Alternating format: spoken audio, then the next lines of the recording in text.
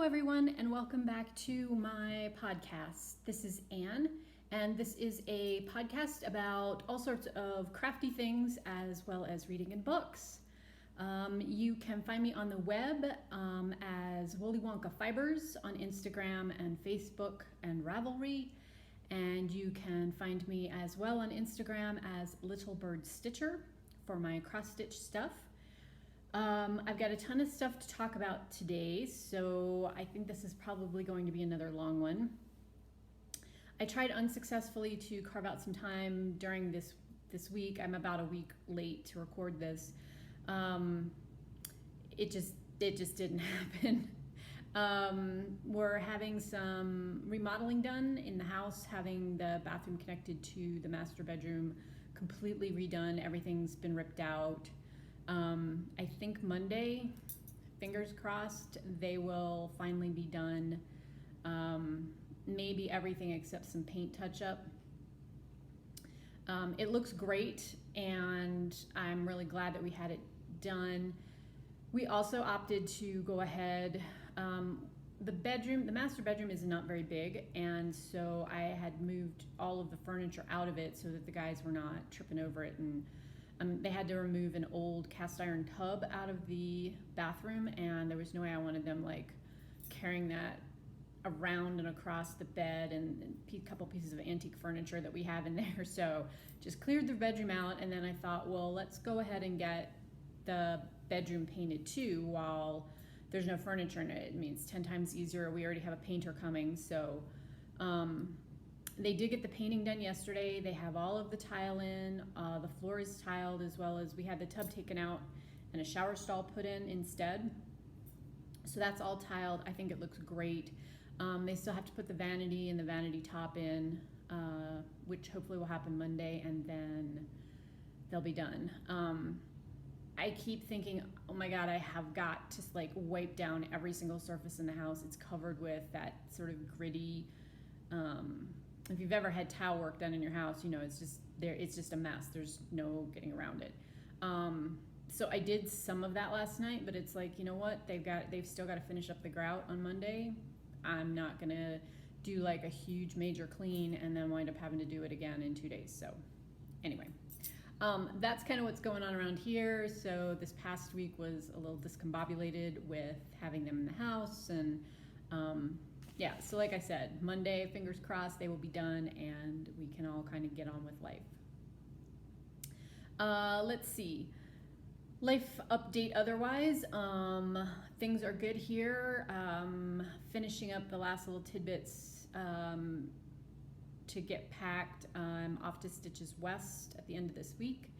Thank you to everyone who has signed up for my classes. They have completely sold out, which is great. Really looking forward to that. That's going to be a lot of fun. Yeah, so heading off to do that. I will be in the Yarn Guys booth / Wall of Yarn booth when I'm not teaching, and will be around and about. If you are attending Stitches West and see me, please say hello and introduce yourself so I can put a face with a name with a real person. That's always good. I guess we're just gonna jump right in and start talking about knitting because I got a lot. First off, if you follow me on Instagram under Woolly Wonka Fibers, you know that I have released the first couple of patterns in my Viking collection, which has been, at least as far as I'm concerned, long awaited. All of those items will be available to view. The samples will be available to view in the booth at Stitches. As well as yarn will be available, as well as pattern copies. We'll have all the booklets there then, so if you are interested, please stop by.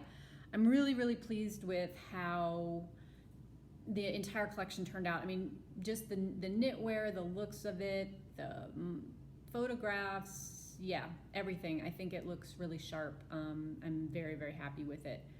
And also glad to have 7 major pieces done and put to bed, so there's that as well. You can find them all on Ravelry. I will put a link down below to the Viking collection so you can take a look at the patterns that have released as of today.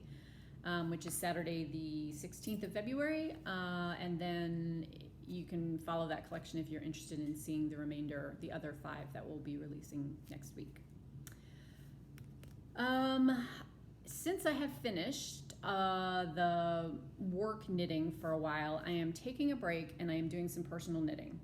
So let's kind of get up to speed on all of that. The last time I talked to you guys, I was working on a pattern called Silver Frost by Bonnie Sennett. It's a wide scarf / shawl. I was knitting it in, let's see if I have the tag today. I don't think I do. Nope. Ocean Wind Knits Sea Breeze Lace, which is a 55% silk, 45% sea silk combination. So very shiny, very drapey. And I have finished this piece up. Let's see if I can get it in. Yeah. So I opted to do the large size, which is billed as a stole, but it's not really. It's more like a really generous scarf. It is knit from one end to the other. It features this, I think this is like a razor shell clam stitch pattern, but it's just stacked eyelets.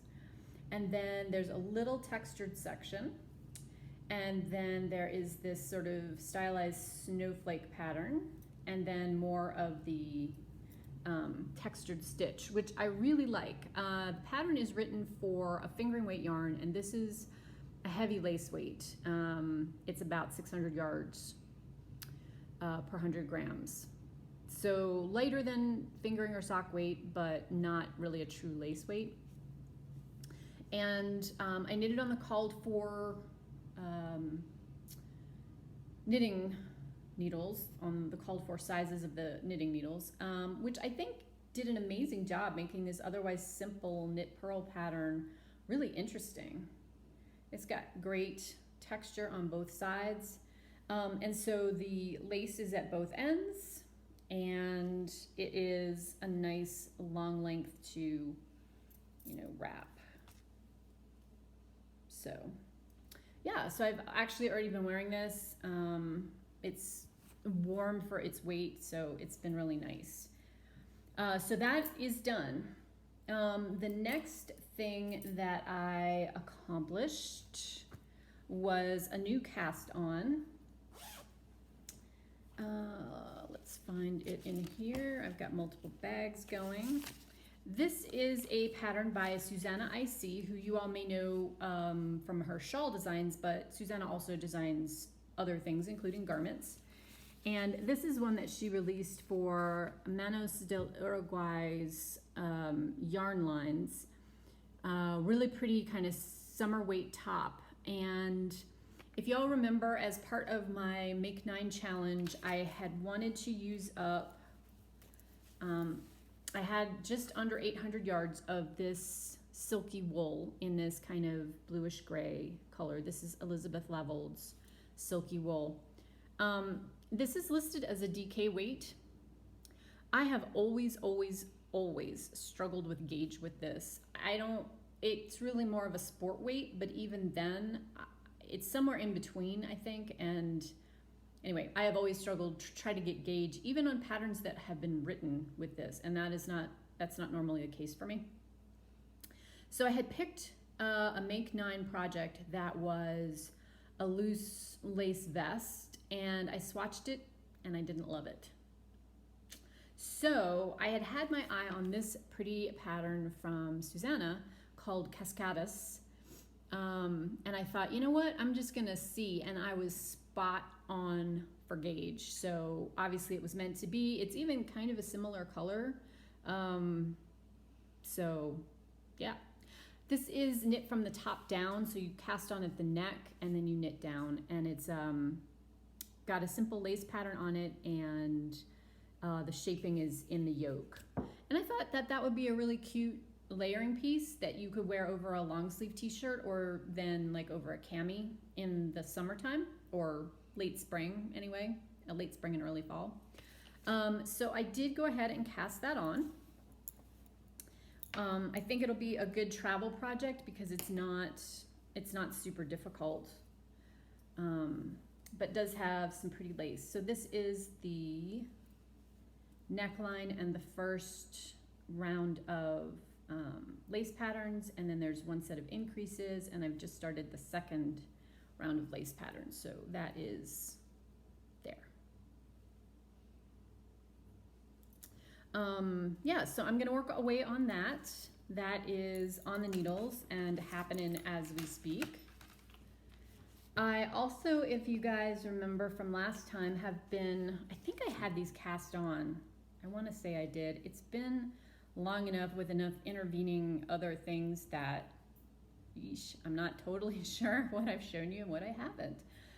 But this was, the next project that I wanted to cast on for the Willy Wonka Fibers first quarter literary themed knit along, which is knit on any project as long as you can justify how it relates to something that's a book, whether it's the pattern name or a pattern inspired by a book, or if it's the colorway name. Very flexible. So I went into Stash and I dug out this skein of self-striping sock yarn from Night Owl Fibers. It is the Superwash Merino Nylon blend. It is in the colorway Sherlock Holmes, so perfect for book themed. And it's this great set of colors. It's got a gray, a couple of different browns, teal, kind of a teal green, and then a brighter sky blue. And I actually have one whole sock finished. I am doing this just basic plain vanilla socks, so there's 64 stitches around, with a 1x1 ribbing and the Fish Lips Kiss heel and a wide toe. I don't like it when the self-striping socks, like when the colorway gets, if you do this kind of heel that you knit as you're knitting the sock down, it will break up the color patterning as you go, because you have to do the heel back and forth, and it breaks up the color sequence on the front, which I don't like. So I almost always use some other yarn, or I work off the opposite end of the ball to knit the cuffs, and I just used, I had a little mini skein. This is actually my Rhiannon sock base from the shop in the colorway Grey Goose, which isn't exactly a match, but I think it's close enough with the color palette that it does just fine. So there's sock number 1 done, and I have cast on sock number 2. This will be probably my plain knitting for this week. So I've started the ribbing, and the first, you can just see right there, it's just starting to appear the next color down. So that is going to be that project. Aren't you guys excited that you actually get to see like knitting stuff that I can show you, as opposed to just saying, here, go look at the final picture? I hope so. I hope so. It's been fun. It's been fun to knit on stuff that I don't have to worry about numbers for. I just knit it. It's very relaxing.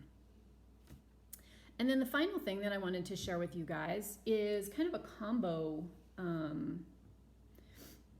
yarn and pattern thing. At the end of 2018, I decided that I was going to treat myself to a yarn club. Now, I know, right? I own a yarn business, and you're thinking, why do you need a yarn club? I don't need a yarn club at all. However, my friend Brooke, who is the owner and dyer and purveyor at Sincere Sheep, has a club called Made Here. Now, if you don't know Sincere Sheep, Brooke sources American-grown, American-spun yarns from heritage type or lesser-known breeds. So, I mean, you're not necessarily going to get like straight merino. Everything is hand-dyed with natural dyes, and her yarns are gorgeous. They're very, very unique. They are not something that can be mass-produced. She has enough runs that she can go do fiber shows, and she has her online store, which I will put a link to down below. But she's not producing things on the level of like a Brooklyn Tweed or a Cascade 220. These are small artisan run batches that are supporting small farms, small sheep growers. So it's a cause that I really can get behind. I love her products. I'm a huge fan of Cormo wool. That's C-O-R-M-O wool, which is it's a very soft yarn. It's very bouncy and springy, but it's soft like merino, but it's not quite as fine. It's really amazing to work with. So I have used her Cormo in other products, and when I saw that she had openings for her yarn club, I thought, that's my gift to me. So the first shipment came, and they all came with this cute little bag, which features a Cormo sheep on it. Love these bags. It also came with this great little tin. What do I want to call this? Notions tin. And inside it has a magnet. Things also came with like coupons for to download a free pattern. And then Brooke also sent this great little floss keeper with natural dyed silk embroidery floss on it. Yeah, love this color. Love this color. Now the yarn that she sent for this go round was her Cormo Sport. This is out of a ranch that is in Campbell County, Wyoming, so just north of me. And by just north here in the west, we mean like 800 miles, but just north of me. Here's her label. And this is one of the things that I love about Brooke's products. So if you're interested in wine at all, you know that different regions have what they call the terroir, which is it's discussing the fact that a grape varietal that's grown on a specific patch of soil is going to have unique characteristics to that soil. It may be more minerally, it may be more herby, it may, whatever. It just has those inherent characteristics that have grown out of the ground. So even if it's a Chardonnay grape, it's going to taste different depending on where it's grown. And I love the fact that Brooke's small batches give a nod to that. The colorway for this is Mavericks. So we got, for this first kit, and there are 4 kits that will come over the course of the year, we got a skein, just a single skein of the Cormo Sport. So 400 yards in the colorway Mavericks. Now, gonna spoil the surprise a little bit here, guys, because I've already knit up the skein of yarn. I'll show you that finished project in a minute. I opted for the Appia cowl. I have knit others from the Yarniad. This one takes about 380 yards. It's technically written for fingering. It worked great in sport weight, so no big deal. I mean, it's a cowl, right? So it doesn't have to fit so great. I do not have this blocked, but I do have the knitting finished, and here it is. So again, the colorway is Mavericks, and that is pretty close. It's an indigo dyed, natural indigo dyed yarn with another natural dye overwash that kind of intensifies the blue purpleness of it. I opted to do the large size cowl, and when I cast off on the picot edge, I added little silver beads to it. So this is a great fun pattern. These are kind of hybridized cowls. You cast on here at the back, at the center, center front by the time it's finished. And you work back and forth to about here, and then you join into a round. So it's slightly shorter in the back, and it has a hole for your head, and just fits like right about there. So this is so stretchy that I can pull it down over my shoulders. Once I get it blocked, it will also kind of form itself into those nice cowl shapes. So, yeah. Super fun pattern to knit. It zipped along. I loved it. I'm super, super happy with that. So, we'll block this and this will go into my wardrobe. Very nice. I believe that the club is sold out. Brooke only had limited spots because, again, these are kind of smaller runs. But she sells the rest. I mean, she sells yarn otherwise at her online store. So if you love it, you can pick that up. I believe this colorway is limited edition for the club, and that she will have a few skeins at Stitches West in her booth. She will be at Stitches West as well. Okay. Sorry, my just allergies all the time here. Okay. We're going to talk extremely briefly about spinning, and by extremely briefly, I'm going to say I don't have any to show you.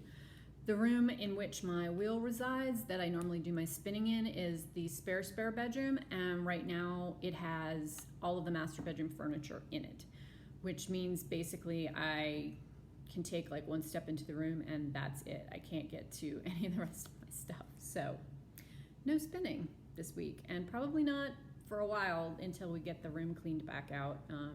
Most of it's too big for me to move by myself, so we'll have to wait for my husband to get back again. Quick sip of tea and then we'll go on. Nothing better than hot Scottish breakfast. Okay, reading. Let's talk about reading. You guys, I have a ton of books to share with you all. Okay, first up, I finished reading, and I'm going to put Goodreads links to all of these books below. If you have interest, you can toddle off and find them there. Enchantress of Numbers by Jennifer Schiavarini. I was reading this book last time we talked, so I have finished it. I'm going to give it a 4-star. It was good with some reservations. So it's a book, it's a historical fiction about Ida Lovelace, who was the daughter of the poet Lord Byron. And her mother was a member of the British aristocracy. So her mother decided when she was, I believe it was 5 weeks, that she couldn't live with Lord Byron and his insanity, and packed the child up and moved back to stay with her parents. Ida did not have I don't think she had an easy childhood. Certainly in terms of privilege, she was very fortunate.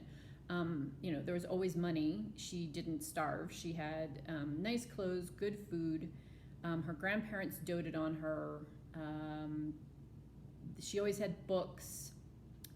She had tutors even. Her mother was not an easy person to live with, and her mother was very concerned that her daughter had inherited her father's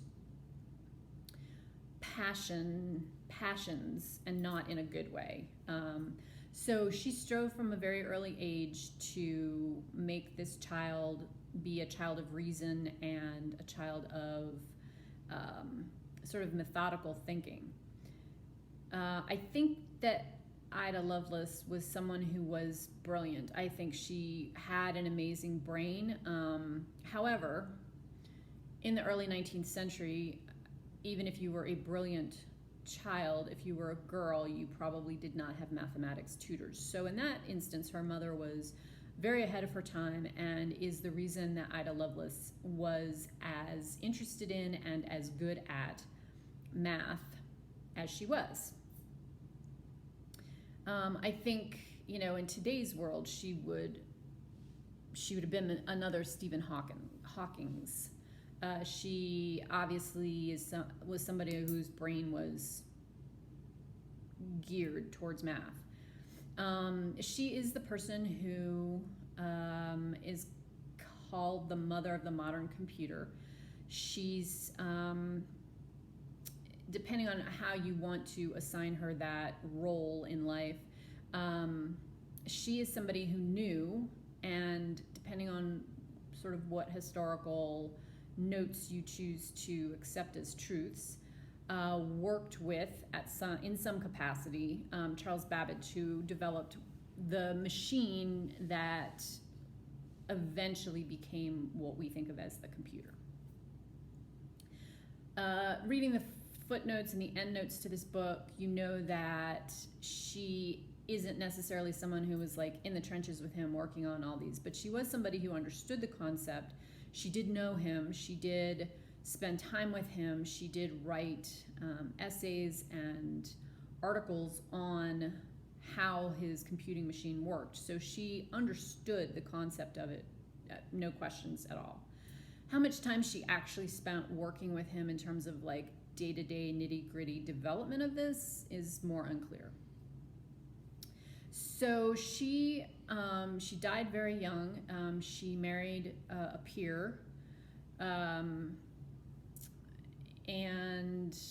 they apparently had a decent marriage. He was willing to let her continue all of her studies and to continue to have a mathematics tutor that she could work with even after she became a mother.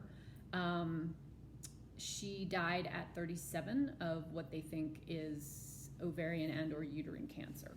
So very short young life. The things that I did not like about this book. So the book starts with her talking to you in the first person when she is like 6 days old. So obviously suspension of disbelief, because I'm sorry, you're not cognizant of things going on between your parents when you're 6 days old. You're probably not even that cognizant at 6 months or 6 years because you're a kid.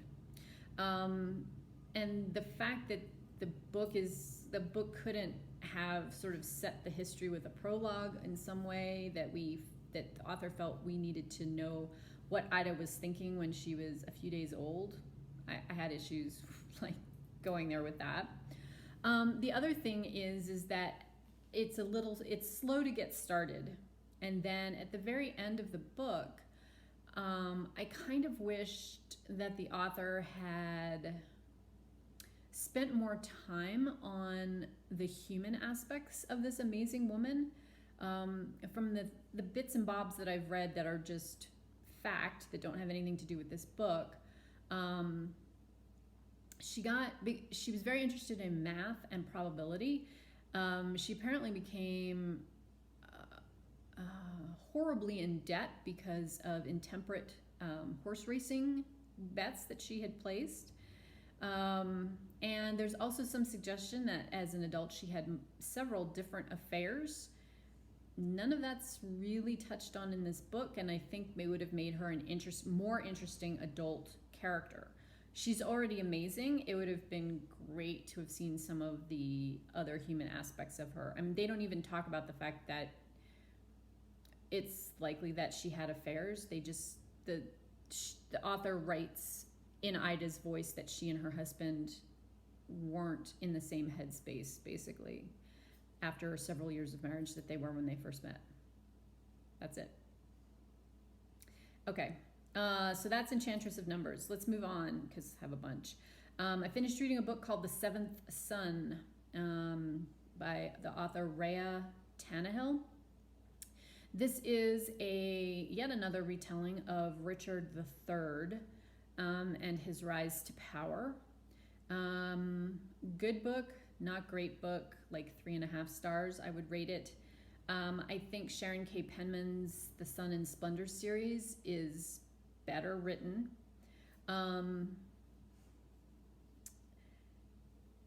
The book, it did a really good job, I thought, of developing the characters of Richard and his wife Anne Neville, and kind of their small little personal retainer group. It does kind of leave you like in the middle of things. We don't get to Bosworth Field entirely, like we're just about there and the book ends. Spoiler alert, the author thinks Margaret Tudor killed the princess in the tower. So you can believe that or not. I mean, there's probably some good basis for thinking that. No one's ever really going to know what happens. Anyway, I enjoy that period of history, so I picked it up. It wasn't a bad book. I just think there are some out there that do a better job with the story and explaining the time period better. Yes, still historical fiction, but I still think you can learn stuff from historical fiction. The next book that I read was actually an audiobook because I could not find it in print, that it wasn't like a gazillion dollars, and that's a book called The Shadow of the Torturer by the author Gene Wolfe. This is a fantasy. It's an older book. I think it was in the late 70s, early 80s that it was written. There are bits and bobs of different books that I've read since. It was well written, a good storyline, but probably nothing earth-shattering. It is also the first in a series. Y'all know how I feel about that, where they leave the story in the middle of it. So that's an annoyance for me. The main character in the book is a young man named Severian, who is apprenticed to a guild who are this country's torturers. The book kind of combines a little bit of sort of sci-fi in the future, but also that this civilization is sort of in like late medieval, early Renaissance kind of time period. It's a walled city. There's guilds, there's artisans, there's the ruling class. So our young man is an orphan, as are all of the members of the Torturers Guild, and he's learning how to become a torturer. The book takes us through his apprentice years to just as he becomes a journeyman. So he's in his late teens, like 17 through 19. Despite the title of the book, there's not a lot of violence in it, and nothing that I would consider gratuitous at all. There are 2 short scenes, and they're actually rather clinical. Probably anybody who's watched anything on Netflix, this book will not offend your sensibilities in any way, shape, or form. It's like I said, it's 2 short scenes. It's not like scene after scene after scene in any shape or form. So it's a coming of age story. Our hero is somebody who maybe doesn't really have the temperament to be a good torturer. He does have empathy. He winds up falling in love with one of the prisoners. And he sort of commits a sin against the guild. I'll leave it at that. For which he is kicked out and must then make his way out into the brave world with just his sort of basic skills and a sword. I kind of felt like this book was written in 2 parts. Like the author had written the original part that talks about this boy coming to manhood, and then his editor said, hey, when you get to the middle of this book, we're really liking this. We're going to want you to write a series. So can you drop some hints about what's going to happen in books 2, 3, and 4? So the author kind of does. And you're like, wait, what? What? There was a little disconnect there for me. The last chapter, which is, I guess, supposed to be full of portents and things that will be coming, was painfully slow to read. There's a soothsayer, basically, this crazy person that the hero meets on the road, and the soothsayer is saying all the soothing. And anyway, good, not great, somewhere between 3 and a 4. I won't read the rest of the series. I wasn't that invested in it.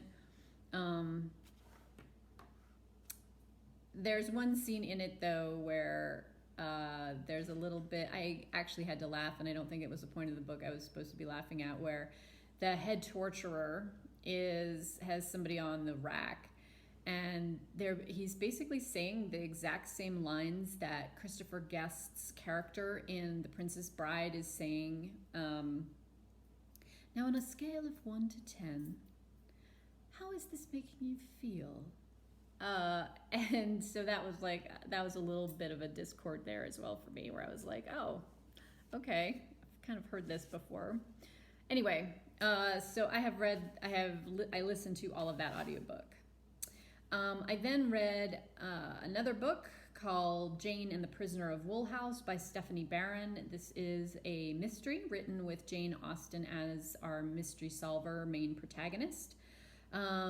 This one is based on the period of time where Jane's brother, George, was waiting posting to a ship, and they were, she and her mother and George's pregnant wife were basically in rented rooms kind of waiting to see where he was going to be posted to. And it pulls in lots of good stuff about the British Navy. It pulls in some of the history behind the Napoleonic Wars and Bonaparte and the French being held as prisoners. That's The Prisoner in the Wool House.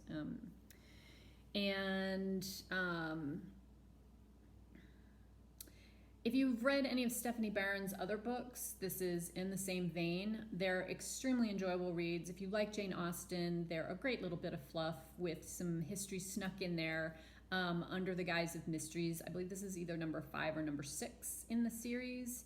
They're just fun. They're fun, lightweight reads that you get to spend some time with Jane Austen, and they're really well written for what they are. So if you like either those types of 19th century British historical mysteries, you'll probably like that. If you're a Jane Austen fan and just want to read anything that has to do with Jane Austen, you'll probably like these too.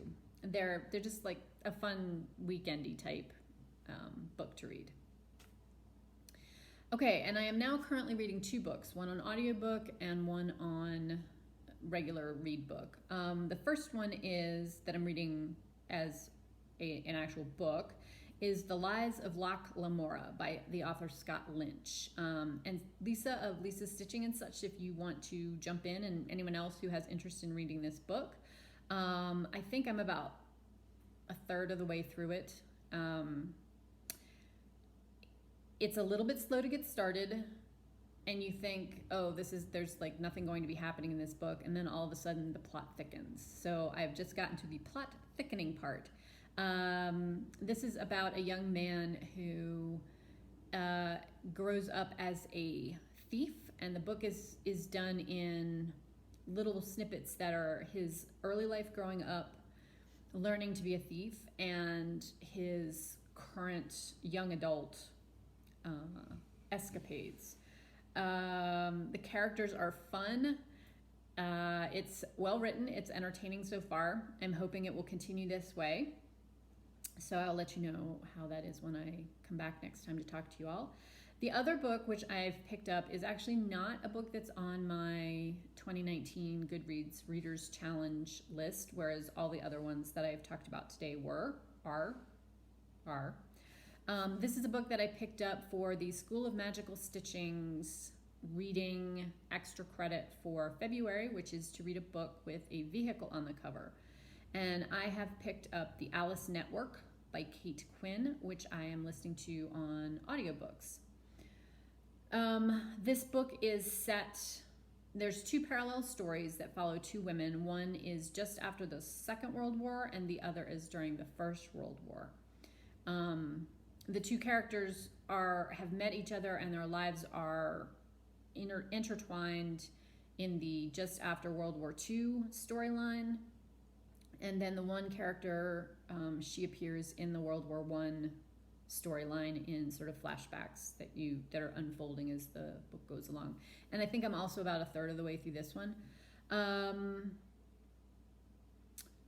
I don't know if I would feel this way if I was reading it off of print, but the narrator for this particular audiobook is not my favorite. There's several different accents that need to happen in this book, one of which is American, and I believe the narrator is American. British, which she does pretty well. French, which comes and goes. And Scottish, which is horrible. Horrible. Like, I cringe when she starts doing the Scottish accent. So I know that that's influencing how I feel about this book. But that also said, if you want to read a book about strong women and the resistance in France and women spies, go read The Nightingale. Just don't even, that is far and away a much better book than this book. But I will finish this one because I have started it, and maybe I'll grow to love it more as the book continues on. But it's an okay story, but it's not as good as The Nightingale. And so, yeah, that's how I feel about that.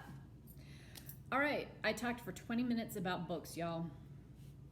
Let's move on to stitching. Okay, if you watch any Flosstube at all, you know that the School of Magical Stitching and Literature is taking over everyone's life. No exception here at all. I have gotten so much done on various and sundry projects in the last 2.5 weeks. My mind is blown.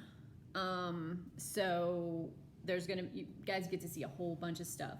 I'm not going to go through and talk about like which projects necessarily fit to which homework. I think that's been covered by one of the 1,000 people, literally, who are in the group. Suffice it to say that I have used these projects either for homework, for February extra credit, or for the Ultimate Stitching Challenge in some form or another. So let's start with the first thing. These are kind of outliers. I don't think that I showed you this first one last time. This is a finish, not a fully finished. I'm pretty sure I showed you this, but just y'all play along, okay? This is the finished first ornament of January from the Annie B's Ornament Club. So if you've seen it, ta-da, there it is. We have gotten the shipment for the February pattern, and it is this little top hat that says joy on it. Super cute. I think I mentioned that they all come with buttons.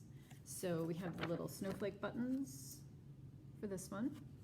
And I have started this one, but I'm gonna use it as a travel project. This is the 25 count natural linen that you can order as part of the kit. So I've started the borders, and I am stitching these all with color and cotton over dyed threads. So I have a little bag. This bag actually came with the first club kit, and I just have pulled the colors that I'll use all year long because all of them take the same colors in one form or another. So I thought this would be a great travel project. It's small. I mean, you can see I can fit everything like right here. And so I'm gonna try to get this done by the end of the month and stay up with it. Okay, the next thing I'm gonna talk about is actually an FFO, which I finished up last night. I use this for multiple different projects. It is one of my Stitch 9 challenge projects. And I started it and finished it, and it is the March wordplay from Brenda Gervais. This is stitched on a 28 count linen. I think it might be Legacy. I have that written down somewhere, but it's a picture of this plus hand dye. And I have another half of this to use for the September one as well. I substituted all of the flosses. They're all color and cotton ones, with the exception of the sheep, which is General Arts Picket Fence. But you can see we've got the lion and the lambs and these great stone houses, some keys, some shamrocks. Yeah. So this is done. I have just backed it. Whoop. Sorry. I've just backed it with this very straightforward, I don't even know what I would call that, like natural and natural ticking, but I think it picks up some of the warmer colors in the front. So yeah, so this is finished, and so I now will actually be able to have this out in in March next month. So really, really happy with that, and super cute. I have January, February, now March, and I have October done, and so then I have the other ones to work on over the course of this year. I'm going to try to get September done because that's one of my Stitch 9 challenge pieces, but I also have the other ones, and you know, they're great for a lot of the little homework projects because like this I used for the Stitch. This is an extra credit stitch on a project that has words on it, so that was easy. And I could use it for the keys. That was another homework project, and I think I used it for something else, and I can't even remember what that was. But at any rate, there's lots of little motifs on there that you can, you know, use for other things. So that is done. Okay, then let's move on to some of my other stuff. I put in quite a few days of work on my Stargazer. This is the Mirabilia pattern, which I'm sure y'all are familiar with. And I am working this on a hand-dyed fabric from Picture This Plus called Phantom. It's a 28 count Lugana. And here is where she is. So I came down and I worked on, basically from here down on her. I did have some done, but I worked on the ribbons, and these ribbons are all finished. And then I've started on kind of this back part. This is like the back of her jacket, and I'm starting to work the front of her skirts down. Obviously some spaces left for beads, and there's a couple little bits and pieces of some smaller colors that I need to actually stitch in there that I didn't.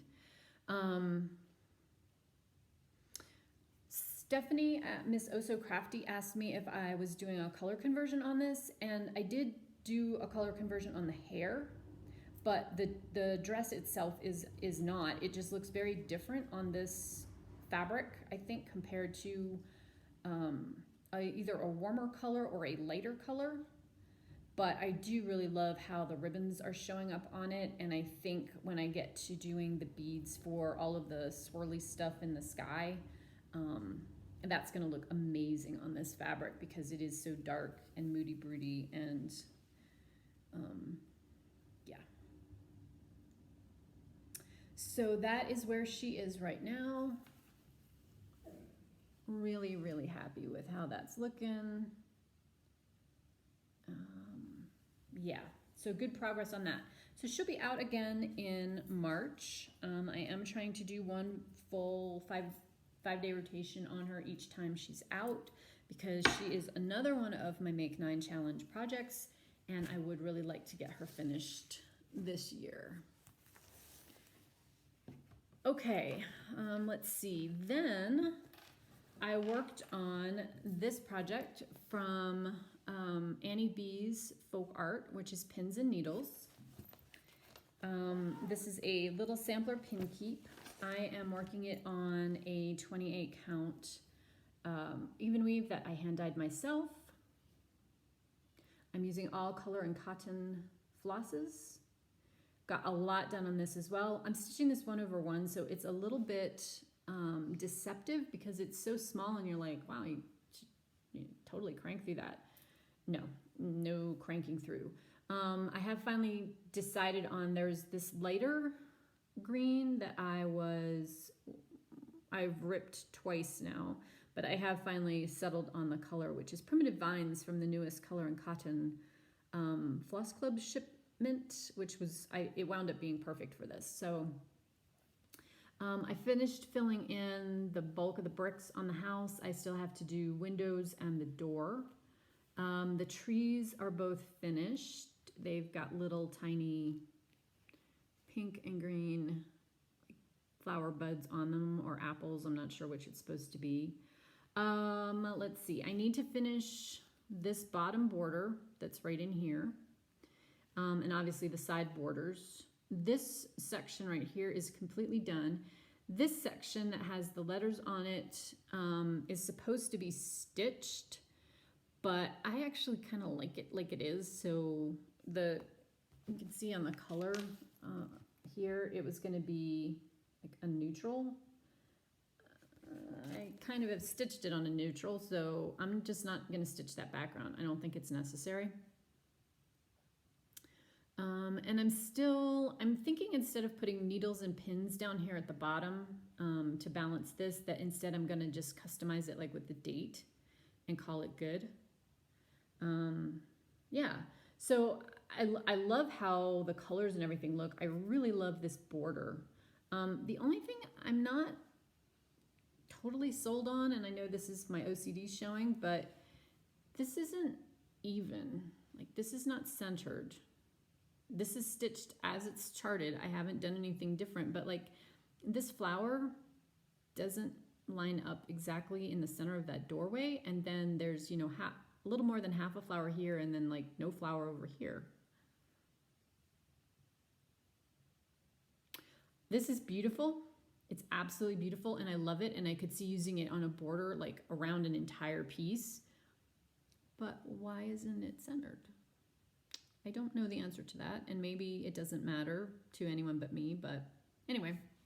Not gonna rip it out, not gonna redo it, not gonna rechart it, just there's where we are on that. So that one I have done what I feel is quite a bit of progress on it, you know, and it wound up just being like, here's 100 stitches for homework, and here's 100 stitches for homework, and here's 100 stitches for homework, and then boom, you had a whole bunch done. So that in and of itself is what the School of Magical Stitches and Literature is doing for me this year, is like getting stuff stitched. Okay, what else here? Did those, just looking at my notes. Okay, next, let's talk about another small project that I have put some time in on. This is the piece is just called Summer. It's from Shepherd's Bush. Again, this is another one of my Make 9 pieces, so I'm working away on it. Actually have gotten quite a bit done. So I have the exterior border completely done. This is being done on a 32 count Weeks Dye Works linen in the colorway Morris Blue. And obviously you can see I've started on the lettering. And this down here is going to be the Bee's Keep, and then these are the sunflowers. I'm doing this all in Color and Cotton out of my stash. This particular piece came with the pattern, and let's see if I can find them in here. The pattern and a set of buttons. So here are all the buttons. Love this one. And you can see up here, they fit here, and there's like these little ones here, and there's a little bee right here. This was originally charted for 18 count, and I'm doing it 2/2 on 32 count. So I will show you the conundrum with the buttons. So like the little bird button or the little heart button, like they will fit okay in places, and you can see them. The bigger buttons, like this B button, is supposed to live here. And you can see, because I'm doing it on a smaller count, that button is not going to fit. Some of the smaller ones might, I think, you know, I could make that happen. So what I may do when I get to that point, because these are up here, is I may do more of the stars, like these are stitched, or I may look for some smaller buttons that are more this size to put here instead. This one might fit, and that's pretty cute. But we'll just see. I don't know. I may just do the two middle ones, which are the smaller ones. They're the bee's cape and the sunflower, and then leave off this larger square ones. I actually don't have that one anyway. Didn't come with the kit. So, you know, I was gonna have to do something different there anyhow. But that is where I am on this one. So making some progress. This isn't a huge stitch. It doesn't have a ton of stitching in it. So again, used it for some homework and just kept adding my 100 stitches and 100 stitches. And eventually I, you know, had stitched a quarter of it, and that's my plan, is to keep going on it as I go. Okay, then set all of this out of the way.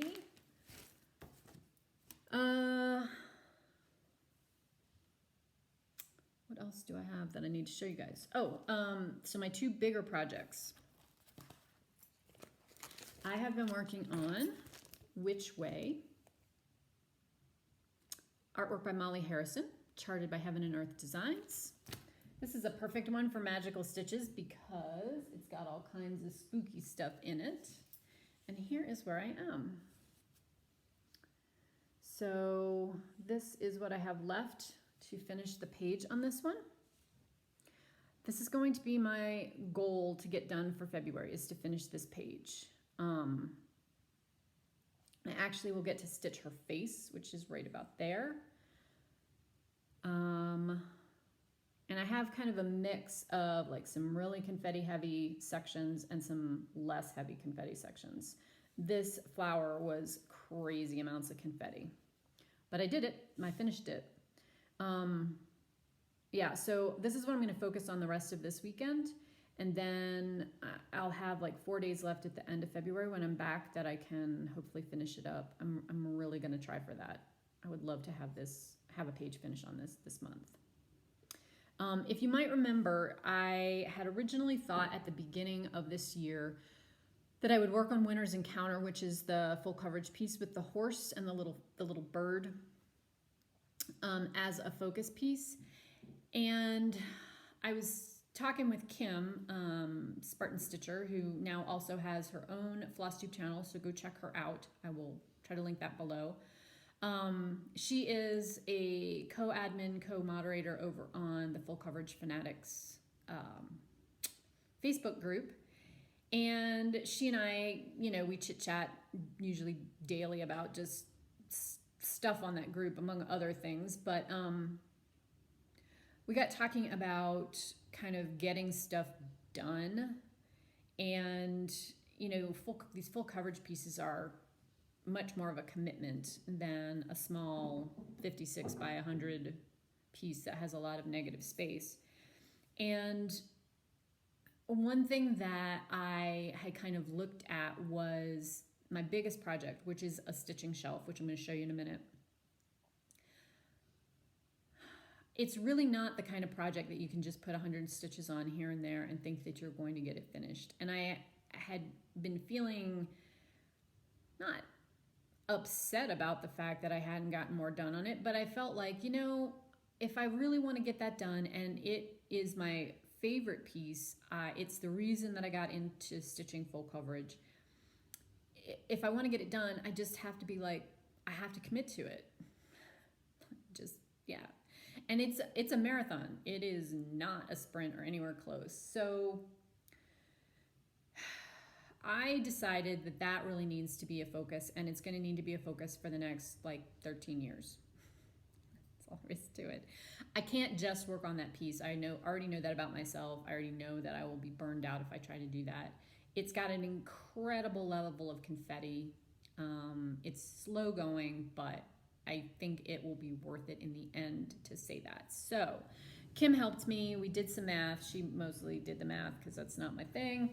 And so yeah, if I can work through, so I think I mentioned this before, even though I work on that project, all of my full coverage projects and anything I can off of my PDF reader, that one I had ordered before I knew really that it was going to make a difference. I thought I was going to print out all the pages for it, so I had ordered it in the large format. And so based on that, what I have done and how much more I have to do, I believe I have 82 more pages. And each page in the large format is 5,200 stitches. So if I do half a page, 2,600 stitches every month for the next 13 years, it will be done. That's not, like, I'm not gonna be in the nursing home then, y'all. I'm not. So, right, that seems like a doable thing. It's just 13 years is a long time. That's over a decade. So I'm gonna try. That's all I can say. So I went through and I picked some other Ultimate Challenge projects that I could slot this in for the School of Magical Stitches. You know, pretty much anything, anytime I can pull this out and put the stitches in on it, that's what it's going to be, because that's what I have to do in order to make that happen. So my goal for this year is to finish one page on Which Way, one page on Winter's Encounter, and then I'm going to try to stick to my 2,600 stitches a month starting in March for a stitching shelf. And if I can get a little bit ahead on that, fantastic. So this past weekend, if you have been following the Magical Stitches group at all, this past week, you know that there was a basilisk attack in Hogwarts. And so we had to put in as many stitches as we could for house, to support our house and fight off the basilisk. And so, you know what? That was all you had to do, was put in the stitches. You could pick any project that was scary. This project is scary to me because, well, it's obvious. Massive and tons of confetti. However, I did put in 1,000 stitches this week. 1,000 stitches I was not going to get done otherwise. This is the end of page 2 right here. Page 2? Yeah, page 2. So page 1 and page 2. So this is page 3. And I have 1,000 stitches already put in towards that next page. Super happy. Love how it looks. This is a crazy amount of confetti in here, whatever. I made myself do a slightly easier square of 100 and then a commando square of 100. Y'all are going to be seeing this a lot. Let me show you what it looks like. I'm sure everybody's seen it, but there it is. And I am like right here. No, right here. So I'm working on that half of that page. Okay, so y'all cheer me on, keep me honest, keep me focused. Want to have that at some point. So you'll see that again in March. Not sure how I will structure all that, but you'll see it again in March. Okay, and then one more little quick project that I almost neglected because it got buried. This was part of our Polyjuice Potion, where we had to put 100 stitches in on a project someone had enabled us to start, and I went with the Cooler Design Studios Summer Sampler because Jessie Marie, who has done some beautiful work on hers up here. I've started mine in the middle, which maybe or maybe not was the best choice because it's really boring, but okay, whatever. Here's what I've done. This is being stitched over 2 on 40 count. Is it cream? I pulled the sticker off. Hang on.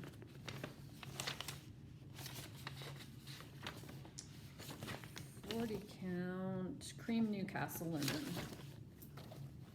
So I have been working on, this is the shells that are in the very center top. Yeah. I mean, 100 stitches on that looks like basically nothing, but I did put it in, so that is what counts. Okay, so going forward, I mean, I have some plans, but not everything, obviously, because I have to see what homework is. I have finished all the extra credit for February, so everything I'm doing now that's kind of outside my homework is going towards Ultimate Challenge projects for Magical Stitches. Which way, if I get that, I think I have 200 more stitches to do on that. And then I can check off another Ultimate Challenge project, so that'll be good. So I know I'm going to be working on that today. I'm going to work on the little top hat ornament, maybe something else. We'll see what homework is on Monday and how that fits into my travel projects. I'll be back before the end of February, I think. Well, it might be the first couple of days of March, but early on. And catch up with you guys then, so you'll see what other things it is that I've been working on for the end of the month.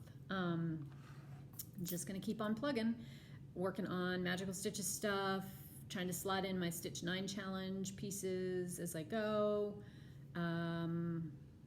Yeah, all good.